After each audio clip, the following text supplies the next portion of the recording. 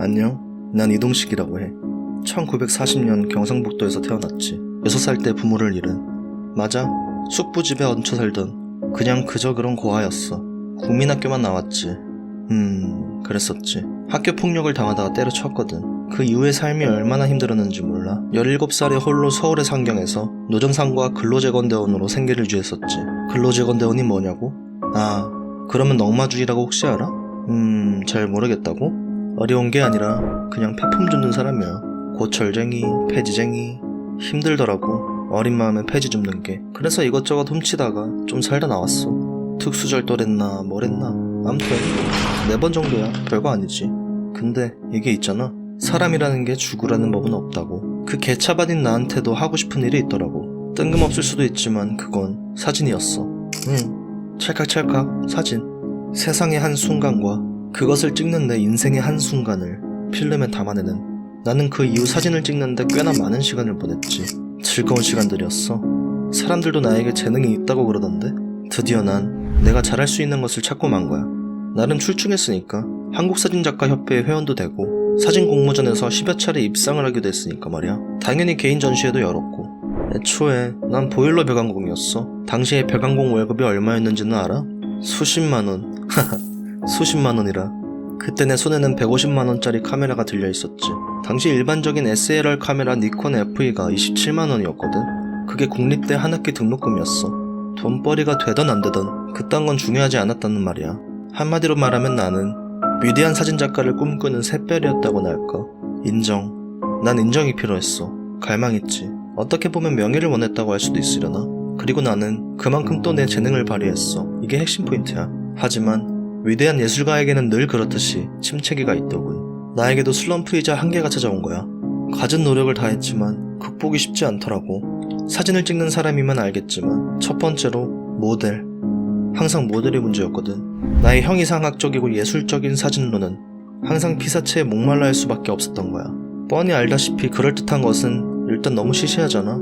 그러다가 우연찮게 닭의 모가지를 따는 사진을 찍게 되었지. 그걸로 대회에서 은상을 받았어. 난 그때 알았지.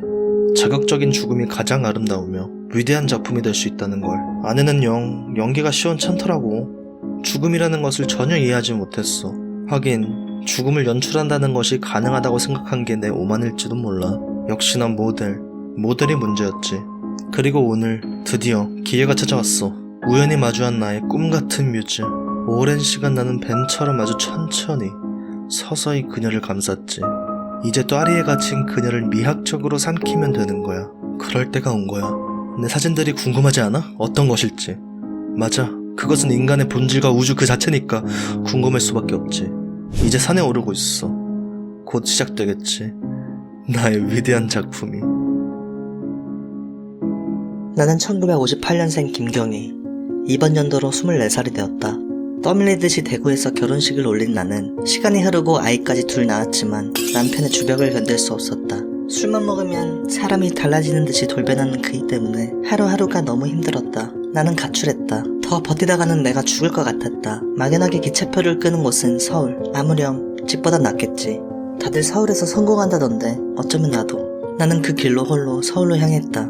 나는 이곳저곳 방황했다. 어쩌다 보니 정착한 곳은 한 허름한 이발소. 그것도 그냥 이발소도 아닌 퇴폐 이발소였다. 그저 그런 그지 같은 인간들을 상대하며 말 그대로 그냥 살아내는 매일매일이었다. 그러던 어느 날, 그날도 마찬가지로 손님을 받았다. 평소와 같이 흔한 머리털이 숭덩숭덩 빠져있던 볼품 없는 남자였다. 그는 뜬금없이 내게 모델 일을 권했다. 자신이 사진작가라며 상도 탔다고 했다. 그리고는 나를 출세시켜준다고 했다. 이 하루들이 지긋지긋하지 않냐고. 자기만 따라오면 이 무의미한 삶을 탈출할 수 있을 거라고. 나는 꽤나 고민했지만 결국 승낙하고 말았다. 그는 그럴 만한 능력도 갖추고 있었기에 출세시켜준다는 그의 말이 믿음직스러웠다.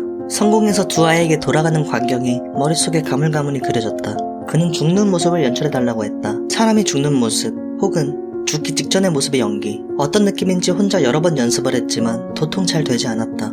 일단 그가 말하는 장소로 함께 가기로 했다. 그곳은 산골짜기의 한가운데였다. 12월의 날씨는 산이라 그런지 더 춥게 느껴졌다. 그는 감기약을 나에게 건네주었다. 어쩐지 약국에 들린다 했었다. 애초에 누드 촬영이었기 때문에 그의 약은 나에게 호의로 느껴졌다. 나는 별다른 의심 없이 그 약을 삼켰다. 촬영이 시작되었다. 나는 그가 시키는 대로 낙엽 사이로 내 몸을 뉘었다. 낙엽들이 내 몸에 눌려 바스락거리며 부서지는 것이 느껴졌다. 그는 내게 전에 말했던 대로 연기를 지시했고 나는 최대한 죽음이 눈앞에 있는 듯한 사람의 연기를 했다. 하지만 여전히 잘 되지 않았다. 그는 나에게 잔뜩 화를 내었다. 그런데 이상하게도 그는 자꾸만 시계를 보았다.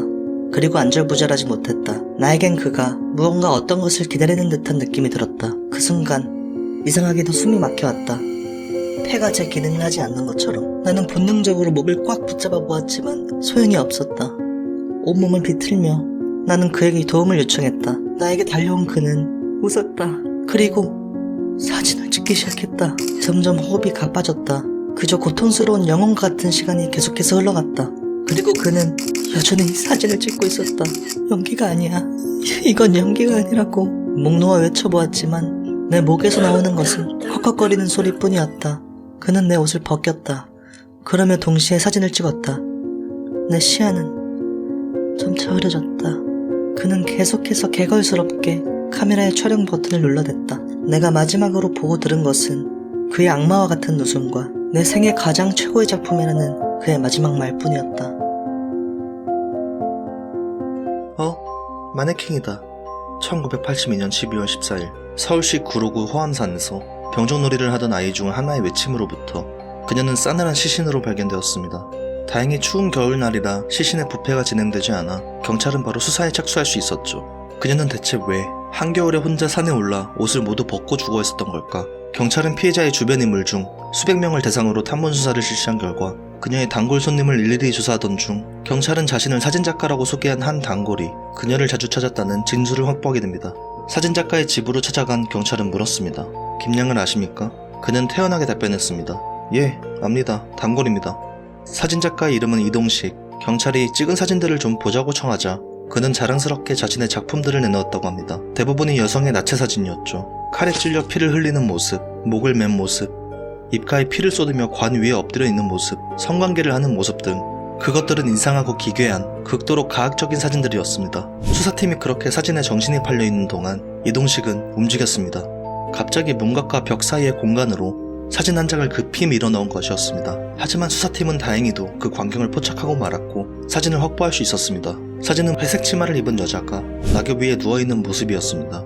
그리고 그녀의 얼굴은 하얀 천으로 가려져 있었죠. 경찰이 사진에 대해 집요하게 추궁하자 이동식은 모델을 고용해서 연출된 사진이다 라고 둘러댔다고 합니다. 왜 하필 사진이 한 장만 남아있냐고 경찰이 이유를 묻자 사진이 마음에 들지 않아 다 버렸다 라고 주장하기도 했죠. 그러나 경찰은 그 사진을 김양의 동거남에게 보여주었고 그 결과 사진의 인물이 김양이라는 확인을 받을 수 있었습니다. 체포된 이동식은 진술을 번복했습니다. 김양을 만난 것은 사실이나 사진을 찍고 보내주었다. 아마 내가 간 후엔 자살했나 보다 라고 말입니다. 그는 번복으로써 범행의 일체를 부인한 것입니다. 경찰은 증거가 필요했습니다. 그리고 유력한 증거인 피해자의 사진을 찾기 시작했죠. 그러나 현장에서도 이동식이 거주했던 보일러의 현장 소장실에서도 결국 사진을 발견하지 못했습니다. 그렇게 수사가 난항을 거듭하고 있었는데 한 담당 형사가 그 소장실에서 어느 특정 부분만 도배가 따로 되어 있는 것을 발견하게 됩니다. 이어서 그 벽을 두들기니 공허한 텅텅 소리가 들렸고 도배가 된 부분을 뜯어내고 보니 인위적인 합판이 설치가 되어 있는 것을 볼 수 있었죠. 경찰은 그 안에서 사진이 들어있는 필름을 발견할 수 있었습니다. 그것은 피해자 김양의 21장에 달하는 단순히 말해 끔찍한 사진들이었습니다. 정신을 차린 경찰은 사진 속의 나체 사진과 옷을 입고 하얀 천을 덮고 누워있던 초기 압수 사진을 비교했죠. 그 결과 김양의 주변 배경의 갈대, 나뭇잎 등의 모양이 모든 사진에서 동일하다는 것을 알게 됩니다.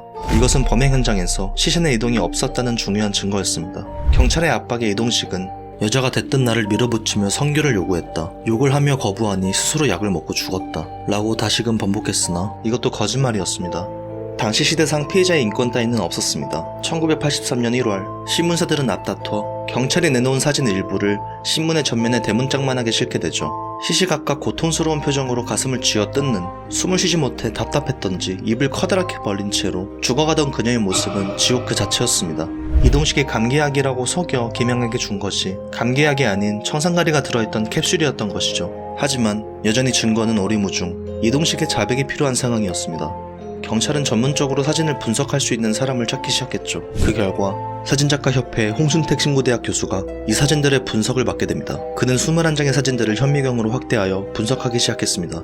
그리고 한 가지 사실을 밝혀내게 됩니다. 사람이 죽으면 신체에 솜털이 서서히 눕게 되는데 이동식의 사진에서 그것을 발견한 것이죠. 극도의 고통 안에서 아직 살아있었던 1번부터 16번까지의 사진 속 김양. 그때 김양의 신체 솜털은 일어서 있었지만 사망하여 신체 기능이 정지된 16번 사진 이후로 솜털이 일시에 눕혀진 것으로 보아 현장에서 사망한 것으로 확인이 된 것입니다. 즉, 이동식은 김양에게 청산가리를 먹인 후 그녀가 천천히 죽어가는 모습을 고스란히 지켜보며 21장의 사진을 찍었다는 말이 되죠. 이동식의 입장에서는 결국 자승자박한 꼴이 되었습니다.